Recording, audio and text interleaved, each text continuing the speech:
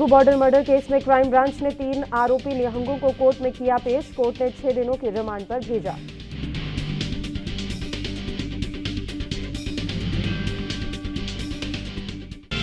Singhu border पर हुई हत्या के मामले में अब निहंगों की पुलिस को चुनौती, कहा अब किसी की गिरफ्तारी मंजूर नहीं।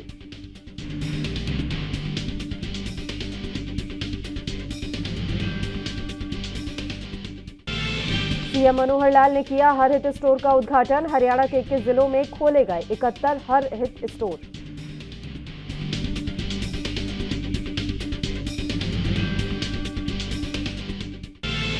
और रोहतक में बीजेपी की अहम बैठक। प्रदेश अध्यक्ष ओपी धनखड़ की अध्यक्षता में हो रही बैठक। कई बड़े नेता और जिला अध्यक्ष मौजूद।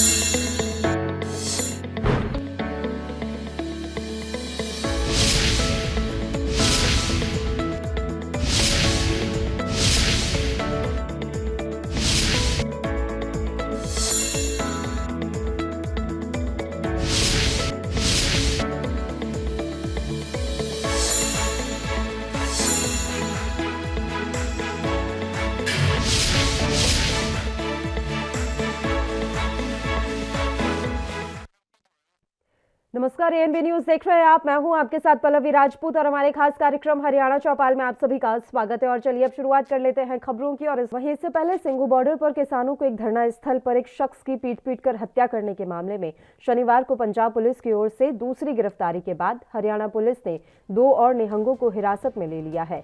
शनिवार देर रात निहंग भगवत सिंह और गोविंदप्रीत ने कुंडली बॉर्डर पर आत्मसमर्पण किया था।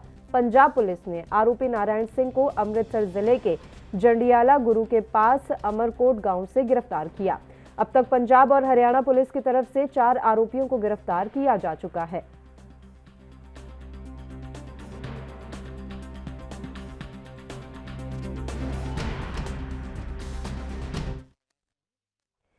सोनीपत के सिंघू बॉर्डर पर बैठी निहंग जत्थेबंदियों ने यहां 2 दिन पहले हुई लखबीर सिंह की हत्या के मामले में हरियाणा पुलिस को चुनौती दे दी है। शनिवार रात को 2 निहंगों भगवंत सिंह और गोविंदप्रीत सिंह के सरेंडर के बाद निहंगों ने स्पष्ट कर दिया है कि अब वह अपने किसी और साथी का सरेंडर नहीं करवाएंगे। निहंगों ने सोनीपत पुलिस प्रशासन को चेतावनी दी कि अब अगर किसी और निहंग को गिरफ्तार करने की बात की गई तो वह अपने उन 4 साथियों को भी छुड़वा लाएंगे जिन्होंने इस मामले में सरेंडर किया है। सिंघू बॉर्डर पर भगवंत सिंह और गोविंदप्रीत सिंह के सरेंडर से पहले निहंग बाबा राजा राम सिंह ने कहा कि प्रशासन अब हमसे और गिरफ्तारियां ना मांगे। बाबा अमनदीप सिंह सरेंडर करने वाले दोनों निहंगों भगवंत सिंह और गोविंदप्रीत को लेकर बाबा राम सिंह के पास पहुंचे। संसार ਨੂੰ बिल्कुल क्लीयर करना चाਹੁੰਦੇ ਆ ਵੀ ਸਿੰਘਾਂ ਨੇ ਆਪ ਸਿਲੰਡਰ ਕਰਾਇਆ ਵੀ ਕਿਸੇ ਵੀ ਗੱਲ ਦਾ ਉਹ ਨਹੀਂਗਾ। ਇੰਨੀ ਫਤਿਹ ਬਣਾਉਣੇ ਵਾਹਿਗੁਰੂ ਜੀ ਕਾ ਖਾਲਸਾ ਵਾਹਿਗੁਰੂ जी की। बॉर्डर पर पंजाब के लखबीर सिंह की निर्मम हत्या की कड़ी निंदा करते हुए बीजेपी अनुसूचित मोर्चा ने कहा कि बॉर्डर पर बैठे लोग किसान नहीं हत्यारे हैं, उनके खिलाफ सख्त कार्रवाई की जानी चाहिए। यमुनानगर में मीडिया से बातचीत करते हुए बीजेपी अनुसूचित मोर्चा के जिलाध्यक्ष धर्म सिंह मट्टू ने कहा कि राकेश टिकैत और गुरनाम सिंह दलित विरोधी मानसिकता के लोग हैं। जहां इन लोगों की रहनुमाई में पंजाब के लखबीर सिंह की निर्मम हत्या की गई। उन्होंने कहा कि 31 जुलाई को भी इन लोगों ने एससी आयोग के चेयरमैन विजय सांपला पर हमला करके उनके साथ हाथापाई की थी। उत्तर प्रदेश में भी अमित वाल्मीकि के साथ इन्हीं लोगों ने मारपीट की। उन्होंने कहा कि शासन और प्रशासन को इन लोगों के खिलाफ सख्त से सख्त कार्रवाई करनी चाहिए। विषय है हमारा कि लखविंदर सिंह जी मजहबी सिख जो कि दलित समाज से आते हैं और पंजाब स्टेट से हैं, उनका एक हाथ और एक पैर काट कर उसके शव को सिंधु बॉर्डर पर आंदोलनकारियों के मुख्य स्टेज के बिल्कुल पास फंदे से लटकाया गया है। राकेश टिकैत जी और गुरनाम सिंह चुड़ूनी जी ने जो बॉर्डर पर अपने साथ जिन लोगों को बिठा रखा है वह लोग किसान नहीं हत्यारे हैं। राकेश टिकैत और गुरनाम सिंह चुड़ूनी दलित विरोधी मानसिकता रखते हैं और इन्होंने 2 महीने पहले 31 जुलाई को राष्ट्रीय एससी आयोग के चेयरमैन श्री विजय सांपला जी के ऊपर भी हाथापाई करने की और मारपीट करने की चेष्टा की थी। और गाजीपुर बॉर्डर पर अमित वाल्मीकि जो कि उत्तर प्रदेश में प्रदेश मंत्री हैं, उनके साथ भी इन्होंने उधर संयुक्त किसान मोर्चा ने 18 अक्टूबर को देश भर में रेल रोको और 26 अक्टूबर को लखनऊ महारैली के अपने कार्यक्रम में घोषित कार्यक्रमों का ऐलान किया। इसके तहत 18 अक्टूबर को देश भर में सुबह 10 बजे से शाम 4 बजे तक रेल पटरियों पर धरना प्रदर्शन कर ट्रेनें रोकी जाएंगी। वहीं 26 अक्टूबर को सभी किसान संगठनों से लखनऊ पहुंचने का आह्वान किया गया है।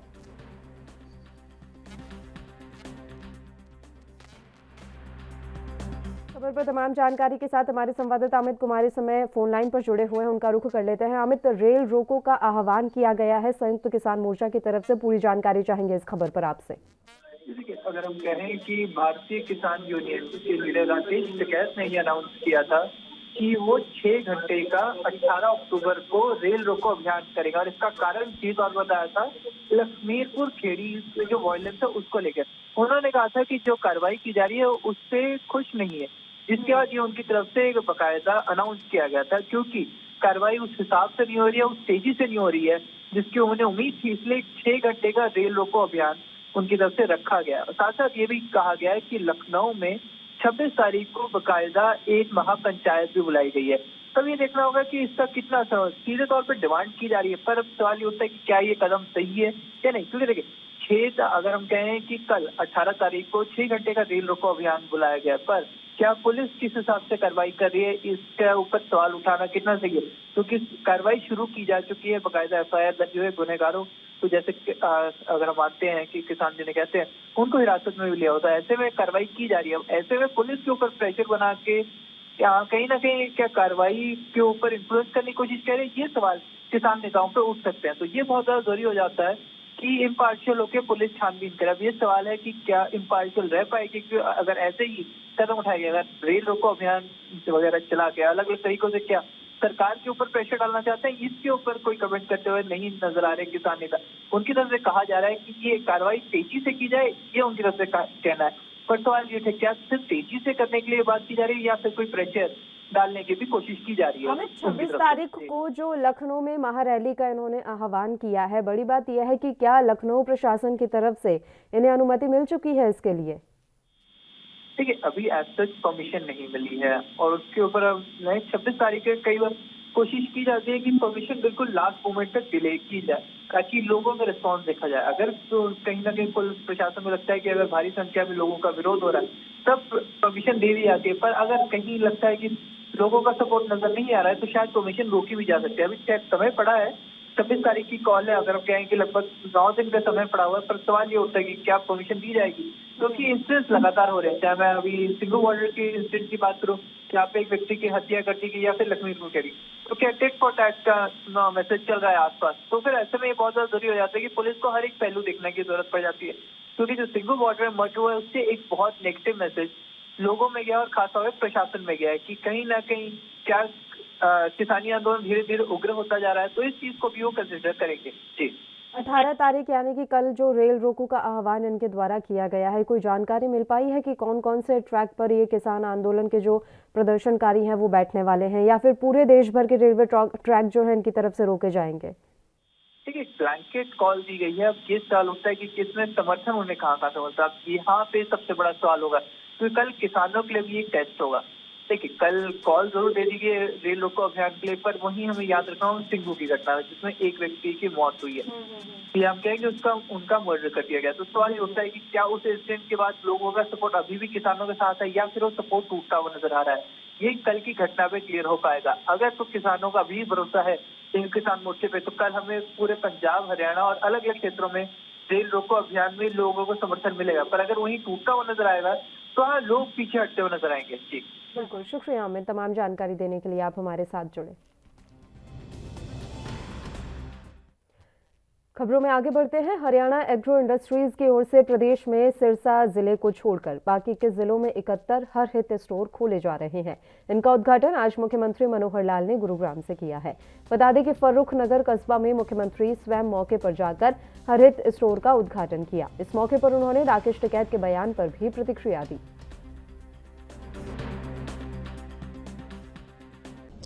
उनको बैंक से लोन लेके दे रहे हैं मुद्रा स्कीम के अंतर्गत, और 1 लाख रुपया उनको स्वयं को अपना लगाना है। सारी व्यवस्था सरकारी देखरेख में डिपार्टमेंट के अंतर्गत चल रही है। जो भी उनकी कठिनाई आएगी उसको हम दूर करेंगे। ये एक बिजनेस प्रोजेक्ट है, इसलिए बिजनेस प्रोजेक्ट में जो खासकर गरीब परिवार हैं, जैसे मुख्यमंत्री अंत्योदय योजना के अंतर्गत जिनकी आय अपनी स्वयं की बहुत कम है, उनको अगर 1 लाख रुपया वो अपना पास से नहीं लगा सकेंगे तो उनको 1 लाख रुपये देने की व्यवस्था सरकार करेगी। और इनको इंटरेस्ट फ्री, क्या नाम ने, हाँ, 2 साल के लिए इनका जो इंटरेस्ट है वो सरकार देगी। शहरी क्षेत्रों में खुलेंगे, ग्रामीण? गांव में, शहरी में, सब जगह। 10,000 की आबादी पर शहरों में रखा है 1 स्टोर, गांव में 3,000 की आबादी पर 1। तो एक पैरामीटर है, इससे ज़्यादा डिमांड बढ़ेगी तो बाद में देखेंगे, क्योंकि इसमें कोई बहुत ऐसा विषय नहीं है। डिमांड के ऊपर डिपेंड करता है कि अगर इसकी मांग ज़्यादा बढ़ेगी तो देखिए, ये उनका कथन है, मैं उसके ऊपर कोई टिप्पणी नहीं कर सकता। लोकतंत्र में हर किसी को अपनी बात कहने का, किसी प्रकार से उस पर अपना आग्रह बढ़ाने का अपना अधिकार है, लेकिन मुझे नहीं लगता कि इसमें कोई ऐसे विषय हैं कि जिनको लेकर के वो इतने 10-10 साल की योजनाएं बना रहे हैं। ये विषय केवल समझने समझाने का अंतर है।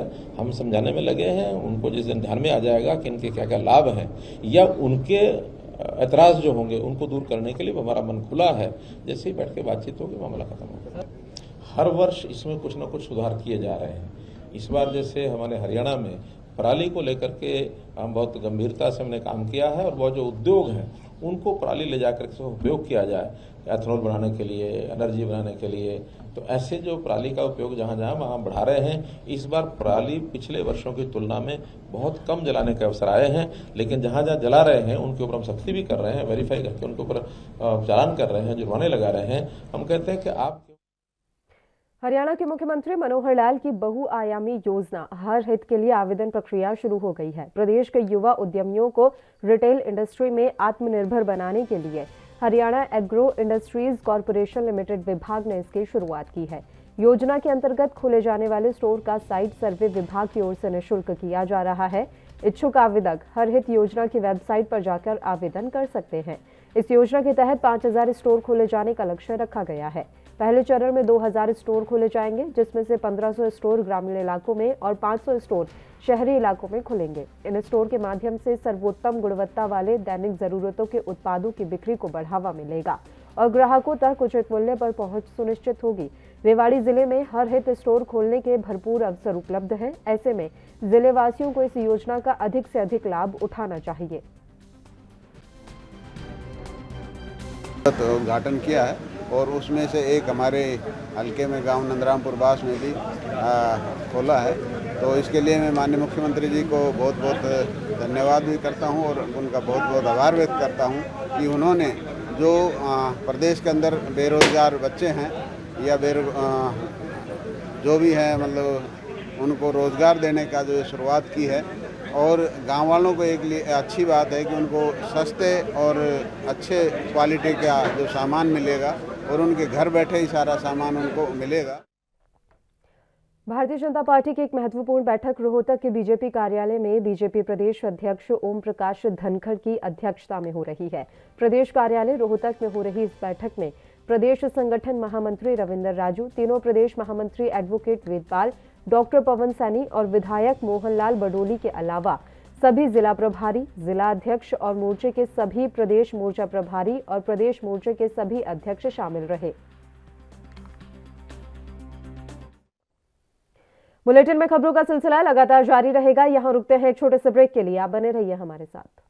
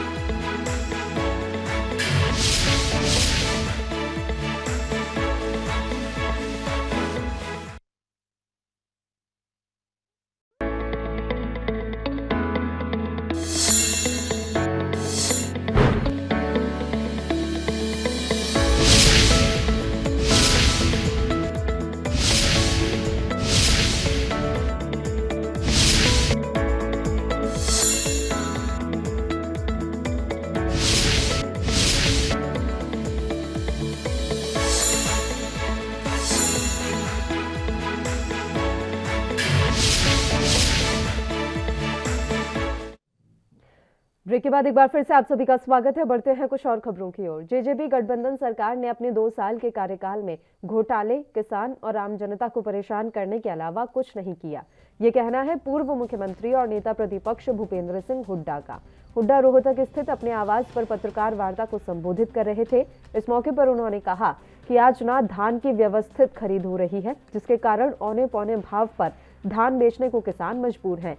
ना ही बाजरा के किसानों को एमएसपी मिल रही है। 2250 रुपए क्विंटल एमएसपी वाला बाजरा 800 से 1000 रुपए के रेट पर पिट रहा है। भावांतर योजना का 600 रुपए अगर जोड़ भी दिया जाए तो भी किसानों को करीब 600 रुपए प्रति क्विंटल का भारी नुकसान उठाना पड़ रहा है। हुड्डा ने कहा कि हमने सरकार को काम करने के लिए 2 साल का मौका दिया था ताकि वो जनता से किए वादे निभाए और अपनी परफॉर्मेंस दे सके, लेकिन गठबंधन सरकार 2 साल में बिल्कुल विफल हो चुकी है। इसलिए सरकार की तमाम जन विरोधी नीतियों और नाकामियों का खुलासा करने के लिए कांग्रेस विधायक दल की तरफ से विपक्ष आपके समक्ष कार्यक्रम की शुरुआत की गई है, ताकि जनता की समस्याओं को सुनकर सड़क से सदन तक उठाकर इस सरकार को जगाया जाए। इसी क्रम में पहला सफल कार्यक्रम करनाल में हुआ और अगला पड़ाव ऐलनाबाद चुनाव के बाद जींद में होगा। कहीं कोई इस किस्म का नहीं दिख रहा मेरे को, कोई विकास की तरफ कोई ध्यान हो। कि दिल्ली रोड पर पिछली बार भी गया था, दिल्ली रोड पर भी गया था 500 बड़े शहर करने, वहाँ 2 साल हो गए। 2 साल हो गए, दिल्ली रोड ही नहीं ठीक हो रहा है। छोटा सा टुकड़ा है, 2 दिन का काम है। 1.5-2 साल से मैं देख रहा हूँ ऐसी लच्चर सरकार, ऐसी भ्रष्ट सरकार जो है, लोग परेशान हैं इससे। और आपका इनको अब 2 साल पूरे होने पे, क्योंकि ये बिल्कुल विफल सरकार हुई है, हमने विपक्ष आपके समक्ष कार्यक्रम शुरू किया है। वहाँ करनाल हो चुका है और ऐलनाबाद चुनाव के बाद हम उसके बाद जीत करेंगे। चरखी दादरी जिले में डीएपी लेने के लिए किसानों में हाहाकार और धक्का मुक्की देखने को मिली। दरअसल किसानों का कहना है कि सरसों की बिजाई का समय निकलता जा रहा है और डीएपी खाद ना तो सरकारी संस्थाओं के पास है और ना ही डीलरों के पास है, जिसकी वजह से जिले के किसान बेहद परेशान हैं। किसानों ने बताया कि वे खाद लेने के लिए सुबह 6 बजे से लाइन में खड़े हैं, लेकिन दोपहर तक उनका नंबर नहीं आता। एक किसान को 2 कट्टे ही डीएपी दिया जा रहा है। कई घंटे परेशान होने के बाद सिर्फ 2 कट्टे ही मिलते हैं। यही नहीं, लाइनों में किसानों को धक्का मुक्की का सामना भी करना पड़ता है। हम खाद के लिए चक्कर काट रहे हैं। 10 दिन हो गया, 10 दिन से चक्कर काट रहे हैं, हमारे लिए खाद नहीं मिल रही। 10 दिन हो गया जी, खाद के लिए चक्कर काट रहे हैं हम, और लाइन में लग के वापस चले जाते हैं। आज तक जो है कोई प्रोवाइड नहीं रहा खाद का। आज प्रदेश देश के अंदर और हमारे हल्के के अंदर डीएपी खाद के लिए किसानों की बहुत लंबी लाइनें लगी हुई है। ये भाजपा जजपा सरकार द्वारा किस प्रकार से हमारे किसान हैं, जो भगवान का रूप होता है किसान, डीएपी खाद के लिए बड़े दुखी कर रखे हैं। इसलिए मैं सरकार से भी मांग करता हूँ और प्रशासन से भी मांग करता हूँ कि डीएपी खाद तुरंत प्रभाव से किसानों को मिलनी चाहिए, क्योंकि आज जो किसान है वो डीएपी के लिए बहुत लंबी लाइनें लगी हुई हैं और ये बड़ा दुखी व परेशान है। मैं मांग करता हूँ कि तुरंत मिलना चाहिए। किसान आंदोलन के नाम पर सड़कों पर जो डटा हुआ है वो किसान, या जो अपनी फसलों के लिए खाद के लिए लंबी कतारों में लगा हुआ है वो किसान। आइए अब आपको तस्वीरें दिखाते हैं। किसान रात को 2 बजे आकर खुद के लिए लाइन में लग रहा है और शाम होने पर भी उसको निराश होकर खाली हाथ लौटना पड़ रहा है। सरकार किसानों को आगे बढ़ाने के लिए भरसक प्रयास कर रही है और सरकार एक तरफ तो कहती है कि किसान आगे बढ़ेगा तो देश आगे बढ़ेगा। ऐसे में अगर खाद नहीं मिलेगा तो कैसे चलेगा? कल आएगा, आ जाएगा, कल आएगा, आ क्यों नहीं रहा खाद? हमें यही तो मेन फसल है और इसमें खाद नहीं मिलेगा तो सरसों कहाँ से करेंगे ये बताओ? नहीं कोई काम होगा तो कैसे, खाद नहीं आएगा तो कैसे काम चलेगा और कैसे किसान आगे बढ़ेंगे? किसानों को वैसे तो कह रहे हो आगे बढ़ो, आगे बढ़ो, बिना खाद आगे क्या उनकी माँ की टाट बदे। बाबा कैसे आए? कितने बजे के आए हुए हो? खाद मिली या नहीं मिली अभी तक? तो क्या कह रहे हैं अधिकारी वगैरह? कौन क्या कह रहे पड़ा है कौन है? अभी तक आपको खाद नहीं मिली है? खाद मिली या नहीं मिली? क्या कह रहे हैं खाद के लिए? खाद के लिए लाइन में लग रहा था, मिला को? कब तक मिलने की उम्मीद है? क्या ले पाट आया सर? सुबह 5 बजे। क्या लेने के लिए आए? खाद मिली या नहीं मिली अभी तक? हाँ? खाद आपको मिली है नहीं मिली अभी तक? खाद मिली है नहीं मिली आपको? ना मिली, अभी तक नहीं मिली है जी। ना मिलने की उम्मीद कुछ? और अब भाई कौन मिले और धक्का धक्की करेंगे। बाबा क्या लेने आए थे? खाद लेने आया था। कितने बजे आए थे? सुबह 2:30 बजे आए थे और 1-2 बजे आए थे रात का धोखा पड़ा था। तो खाद मिली या नहीं मिली अभी तक? उन्हें मिली ना मिलने के हाथ 800 आए थे।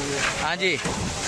और कितने कट्टे रह गए सर अभी तक? बहुत बुरा हाल है जी। 300 ते गाड़ी में है। इधर देखिए सर आप। हाँ 300 ते गाड़ी में जी। हाँ बोल दिया ना, इन्होंने बोला है। कितना बच रहा है? 499 आया था। 499 उसमें 499 में 300 तो 799 के आसपास कट्टे आए थे। तो कितने के आसपास निकल चुके सर? तो कितना बताओ ना। हरियाणा एग्रो इंडस्ट्रीज की ओर से प्रदेश में सिरसा जिले को छोड़कर बाकी 21 जिलों में 71 हरहित स्टोर खोले जा रहे हैं, जिनका उद्घाटन मुख्यमंत्री मनोहर लाल ने किया। सीएम मनोहर लाल ने फर्रुखनगर कस्बे में खुद मौके पर जाकर हरहित स्टोर का उद्घाटन किया और उसके बाद सुल्तानपुर से प्रदेश के बाकी 70 हरहित स्टोर का उद्घाटन वर्चुअल माध्यम से किया। हरियाणा में हरहित स्टोर की शुरुआत, मुख्यमंत्री ने फर्रुखनगर में किया उद्घाटन। 71 हरहित स्टोर से की गई शुरुआत। हरियाणा कृषि उद्योग निगम लिमिटेड की ओर से आज रविवार को गुरुग्राम जिले के फर्रुखनगर में हरहित स्टोर की शुरुआत की गई। इस मौके पर कृषि मंत्री जयप्रकाश दलाल, सहकारिता मंत्री बनवारी लाल और हरियाणा कृषि उद्योग निगम लिमिटेड के चेयरमैन और विधायक राकेश दौलताबाद भी उपस्थित रहे। दरअसल हरियाणा एग्रो इंडस्ट्रीज कॉर्पोरेशन प्रदेश में 5000 हरहित रिटेल स्टोर खोलेगा ताकि यहाँ के युवाओं को रोजगार मिले। आप सबके भी सभी 71 स्टोर्स को आज चालू कर दिया गया है। जानकारी के लिए ये संख्या 71 इसलिए रखी गई है कि अपने प्रिय प्रधानमंत्री श्री नरेंद्र भाई मोदी, उनका 71वां जन्मदिवस ये वर्ष चल रहा है, उनकी जयंती का वर्ष चल रहा है, इसलिए संख्या हमने 71 रखी है। लेकिन ये पहला चरण आज शुरू हुआ है। आने वाले समय में हमारी योजना है कि हम इस प्रकार के 5000 हरहित स्टोर्स इनको खुलवाएंगे और 5000 स्टोर्स का मतलब शहरों में भी गांव में भी 10,000 से आबादी के ऊपर एक शहरों में एक स्टोर और ऐसे 3000 की आबादी पर गांव में भी एक स्टोर, तो ऐसे लगभग संख्या ये 5000 बनी। वहीं सरकार ने इन स्टोर्स को खोलने का मुख्य उद्देश्य भी स्पष्ट किया है। हरहित स्टोर का उद्देश्य गांव के हर लोगों को जरूरत की हर चीज गांव में उपलब्ध हो, ग्रामीण अंचल में रोजगार के नए अवसर पैदा हों। प्रदेश भर में लगभग 2000 हरहित स्टोर खोलने की योजना। युवाओं में स्टोर के माध्यम से उद्यमशीलता का जज्बा पैदा होगा। ग्रामीण क्षेत्र में 1500 और शहरी क्षेत्र में 500 ऐसे स्टोर खोलने की योजना। हरियाणा एग्रो इंडस्ट्रीज की ओर से खोले जा रहे हैं स्टोर। हर रोज की आवश्यकता का किराना का सामान उपभोक्ताओं को मिलेगा। सरकारी कोऑपरेटिव संस्थाओं के उत्पाद होंगे शामिल। NAFED, HAFED, beta, FPO, national brand, FMCG, MSME इकाइयों के उत्पाद। ये स्टोर केवल हरियाणा के निवासियों को ही अलॉट किए जाएंगे। गुरुग्राम, करनाल और हिसार में मास्टर वेयरहाउस का प्रबंध। बीटा के बूथ ये भी खोले जाएं गांव-गांव में, शहर-शहर में, उसकी भी डिपार्टमेंट की ओर से योजना बनाई जा रही है ताकि ऐसे ये जो बूथ खुलेंगे हर बूथ पर 2 से 3 व्यक्तियों को प्रत्यक्ष रोजगार मिलता है और बहुत लोगों को अप्रत्यक्ष भी मिलता है। अप्रत्यक्ष यानी एक बहुत बड़ी सप्लाई चेन, जो कंपनी हमको ये सामान पहुंचाएगी उसका, और फिर वो जो प्रोडक्ट है, जो उत्पाद है, उसके उत्पाद के बनाने में, प्रोडक्शन में, वहाँ भी हजारों लोग जो है इनको काम मिलेगा। इतना ही नहीं, सरकार की ओर से कहा गया है कि इस स्कीम के तहत मुद्रा लोन दिलाने में सहायता की जाएगी। बैंक लोन के लिए चयनित उम्मीदवार को हर हित की फ्रेंचाइजी आवेदन के साथ साथ मुद्रा लोन लेने के लिए वेबसाइट पर आवेदन करना होगा। अब देखना होगा कि सरकार की योजना युवाओं के लिए कितनी कारगर साबित होती है। News desk, ANB news.